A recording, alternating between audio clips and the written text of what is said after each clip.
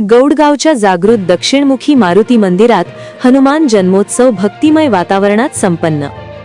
अक्कलकोट तालुक्यातील गौडगाव येथील समर्थ रामदास स्वामी यांच्या कालखंडात स्थापित नवसाला पावणाऱ्या दक्षिणमुखी श्री जागृत मारुती मंदिरात हनुमान जन्मोत्सव अत्यंत भक्तिमय व मंगलमय वातावरणात मोठ्या उत्साहात पार पडला। पहाटेपासूनच श्रींचा अभिषेक, महारुद्र अभिषेक, होम हवन, गजलक्ष्मी पूजा, पाळणा व गुलाल महाआरती असे विविध धार्मिक कार्यक्रम मोठ्या श्रद्धेने आयोजित करण्यात आले। जय श्रीराम व बजरंग बली की जयच्या घोषणांनी संपूर्ण परिसर दुमदुमून गेला।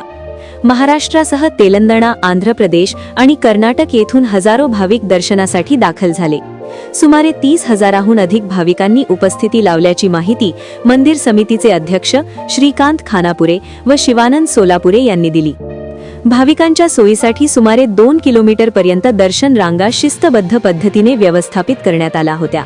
तसेच मंदिर समितीतर्फे महाप्रसादाची उत्कृष्ट व्यवस्था करण्यात आली होती, ज्याचा हजारो भक्तांनी लाभ घेतला।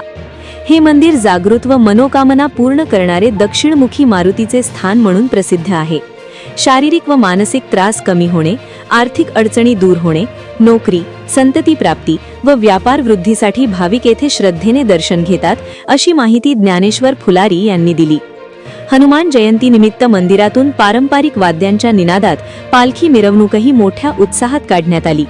या सोहळ्याच्या यशस्वीतेसाठी श्रीकांत खानापुरे, सिद्धराम वाघमोडे, प्रकाश मेंथे, प्रकाश सपकाळ, परमेश्वर सुतार, शांतया स्वामी, चौडप्पा सोलापुरे, श्रीमंत सवळतोट, श्रीमंत मेत्रे, मल्लू पाटील, बिराप्पा पुजारी, हाजी मलंग माने, मल्लू मेत्रे, श्रीशैल कुंभार, शिवानंद सोलापुरे आदींनी परिश्रम घेतले। ज्ञानेश्वर नागेश फुलारे, वडगाव जागृत मारुती मुख्य पूजन। आज दिनांक 2 एप्रिल 2026 रोजी हनुमान जन्मोत्सव निमित्त श्री जागृत मारुती वडगाव बुद्रुक येथे विविध प्रकारचे कार्यक्रम आयोजित केलेले आहेत। ठीक 3:30 वाजता श्री महारुद्राभिषेक, नवग्रह पूजा, होम हवन, गजलक्ष्मी पूजा, शिवपार्वती पूजा, गणपती पूजा इत्यादी पूजा करण्यात आलेली आहे व ठीक 6:54 चालणा कार्यक्रम म्हणजे गुलाबोधनचे कार्यक्रम झालेले आहेत व 7:20 गावाच्या मुख्य रस्त्यातून श्री जागृत मारुतीचे पालखीची मिरवणूक होणार आहे व इथे आलेल्या भक्तांना महाप्रसादाची सोयसुद्धा करण्यात आलेली आहे। अनेक राज्यांचे भक्तगण येत आहेत। आंध्र प्रदेश, कर्नाटक, महाराष्ट्र इत्यादी राज्यातील भक्तगण येणार आहेत व येत आहेत।